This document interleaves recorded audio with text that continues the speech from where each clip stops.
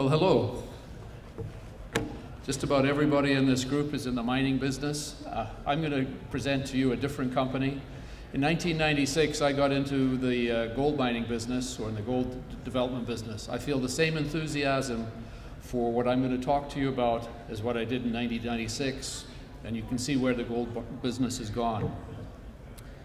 What I'm going to talk to you about is an environmental services company that's focused in the last little bit around water cleaning technology and its application to the oil and gas industry. Company overview, you can have a look at this sheet. We've got about 10 minutes here to go through, so I'm not going to go through a presentation that often takes about 25 minutes. But in essence, this company's been around for 10 years, but what's happened in the last 2 years is we've come across a technology that can be applied to treating water in the oil and gas industry. The group that we have, myself, has a varied background in building businesses. The scientist with this technology is Mr. Dennis Danzig. He has a stellar career developing new technologies and running his own research and development companies. And we have a group in the the gentleman here is the one who started the company, Tyler Heathcote. He's been in the oil patch for quite a few years.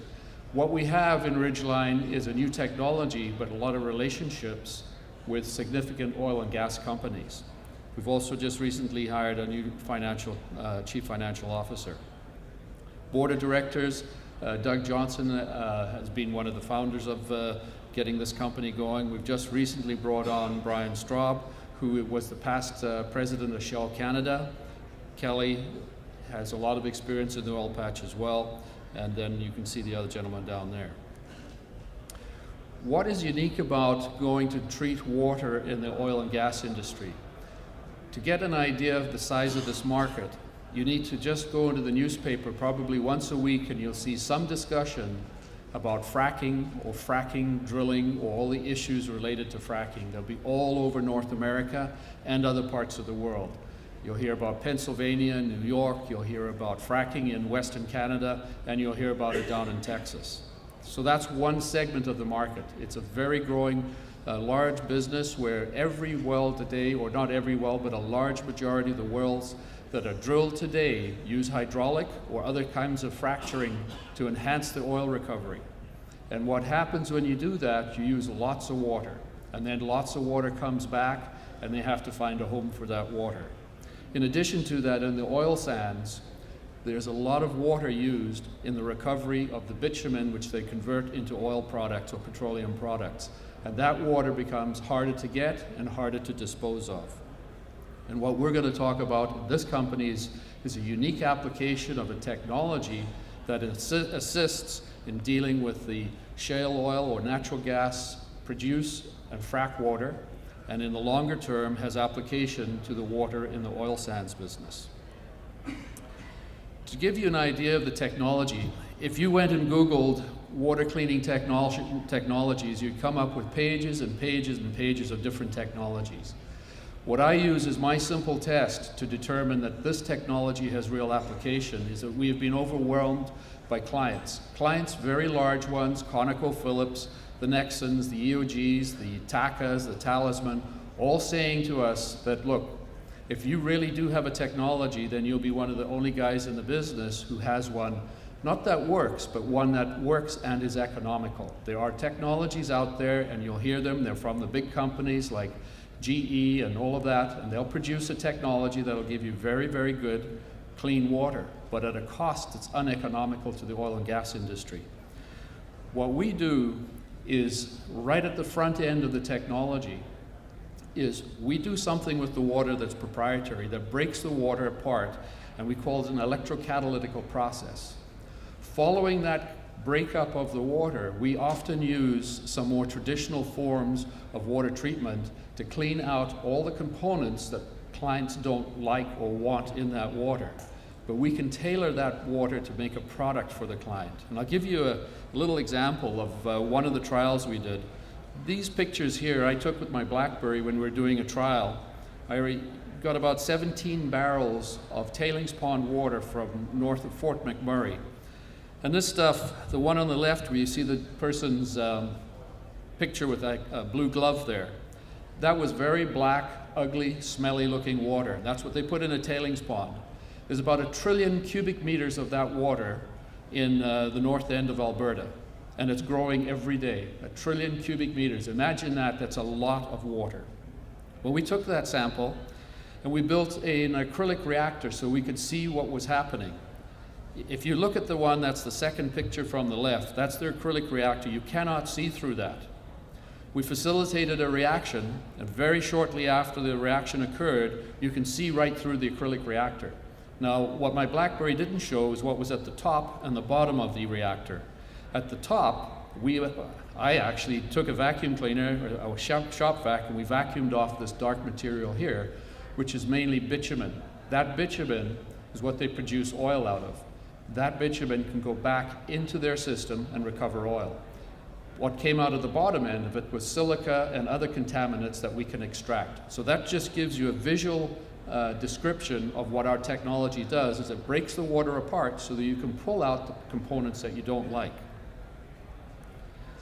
What we're doing now is we have one commercial installation in the northeast of British Columbia. We'll have another commercial installation going down in Texas.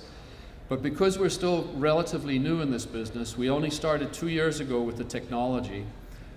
What clients are asking for us to do is to go out in the field and show them that our technology works. We can prove to them on the bench test, but they want us to show that we can actually do it in field conditions. So we've built this mobile development laboratory. We actually have 3 of them. One is actually working now in Los Angeles in a wastewater application, but we're trialing all oil and gas companies down there as well.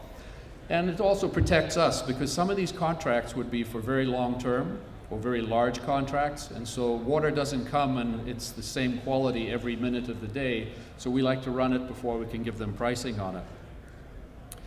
Just to run through the commercial agreements that we're installing, again, we talked about the one up in Horn River, BC. We've got one going down, it's in the Leonard Shale area of Texas and New Mexico. And we will be putting another one into the Britnell area, and this is in a chemical flood. There's huge volumes of water. This particular one in C here, we'll put in a very much smaller unit until we can get it up and prove to the client that it's working properly. But that facility will use between 25,000 and 30,000 cubic meters a day. I mean, just to give you an idea, I don't know how many are familiar with cubic meters, but every cubic meter has 264 gallons in it. So that's a lot of water, and that's one facility out of 10 for that company.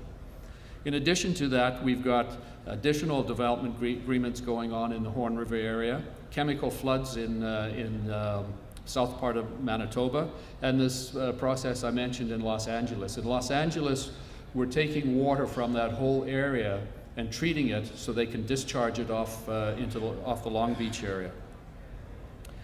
This picture just gives the milestones. When you look at what's happened in 2 years, generally people or companies would spend tens of millions of dollars to get a technology like this to work very effectively. We've done it in 2 years and probably spent less than about $5 or $6 million bucks. And it's basically because the technology had been running in a different application for the last 6 years. We were lucky enough to be able to try and apply it to a new technology. What Dennis does, the scientist who developed this, what he does in Vegas, every hotel you go into Vegas, he takes all the waste trap for grease, fats, oils, and grease, takes all that material, takes it out, cracks it, pulls out the long chain polymer petroleum products, and makes a fuel that runs a diesel generator in Clark County. He's been doing that for 4 years. By the way, the product that he has as a byproduct was clean water. So we looked at that and we said, I wonder if we can use that in the oil and gas business, and it's been quite successful. Again, the market opportunity. I've scratched my head several times to figure out what the size of the market is, but when you look at the size of the amount of water that's being used, 250,000 barrels for going through some of the fracking water, and it's just huge volumes of water. When we do a project up in northeast BC and they frack a well up there, they'll use around 30 to 35,000 cubic meters of water. That water, a good chunk of it will come back later. It's contaminated. What do you do with it? Some places they can't get enough water to frack with. Some places they have too much water coming back. How do they handle it? We have a solution for that. Again, the oil sands, we talked about that. You can see the size of the market here. We've got a significant amount of volume already there, and it's still growing with no apparent solution for all of those things. The economic opportunity, first people will ask, what's the size of the market? Well, I can't tell you how big, other than it's big enough, and even if we got 5% of it, would be significantly large company. But what's the profit potential in this company? The chart on the side here shows a core unit, and that's built around our core standard technology. We'll have volumes that'll be up or down from this at 2,000 cubic meters a day. But on the basis of this, you can see that this level of 450, it'll probably fluctuate a little bit depending on what product or what type of water we have to treat. But this gives you an idea of the kind of margins that are available in this particular business, that at these levels, most of our competitors can't even hit that pricing. Most of our competitors at this level are talking about somewhere between $15 to $50 a cubic meter. We can make 50 to 60% margins at under $5. What we're shooting for is a pricing to the market under $1 a barrel. And in that business, we can be successful. Not because it's an environmental solution, because it's an economic solution where the client can go and say, look, I can be green, but I can also be economical. These are just a measure of some of our clients. They're the who's who of most of the oil and gas business. And this is a chart here that sort of gives some of the primary differences between our technology and other technologies. We have an electrocatalytical process, sometimes confused with electrocoagulation. What is really unique about our system is the way it breaks it apart, but it also breaks it apart at a very, very low energy cost. And one of the biggest costs in cleaning water is the amount of energy you put into it. We tend not to muscle water. We try to break the water apart with the least amount of energy put into the system. And there are the systems, the electrocoagulation, evaporation, they all do a good job, but not in all areas.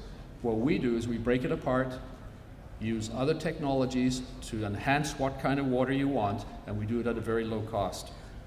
Just to give you an idea of the cost here, this chart gives you a relative difference between the energy put into breaking the water apart for our system, the electrocatalytical, a electrocoagulation, or evaporation. And you can see there's a significantly less amount of energy put in to facilitate that break apart of the water. Just a little bit more background on Ridgeline. It's been around for actually 11 years.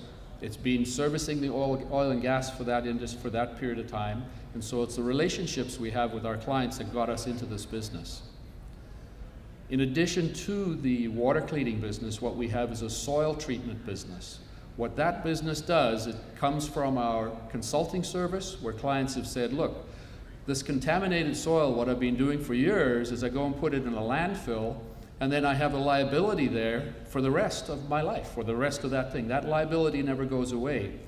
What we have is we've developed a permitting system where we can actually take that soil, and we have the only 2 permits granted in Alberta and in Saskatchewan, where we can take that soil, remediate the soil to a standard, we make a deal with the municipality, and we put it on their daily land cover fills for the landfill, and that liability is extinguished. Now what we can do, because we can be right in the zone there, we can produce a facility that has a turn of 3 to 4 times a year. The soil never stays on that site, the liability is extinguished, and we can have it close to where the source of the soil is generated. So investment highlights are, we're in the energy business. It's a very profitable business these days. Between the gold and the mining industry and the energy section, they're 2 positive businesses. This is a business that has a very high demand for new technologies to deal with some of the environmental issues. What we have is a disruptive technology that changes the playing field for how you treat water. We've had success in the field, on the bench, and commercial now.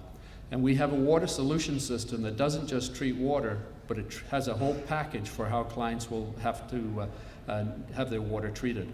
And we're an ongoing company. We're not just a technology company that's in startup. We have a company that operates and produces a solid cash flow every year. I appreciate your attention. I know it's a little different type of presentation than the mining groups here, but thank you very much.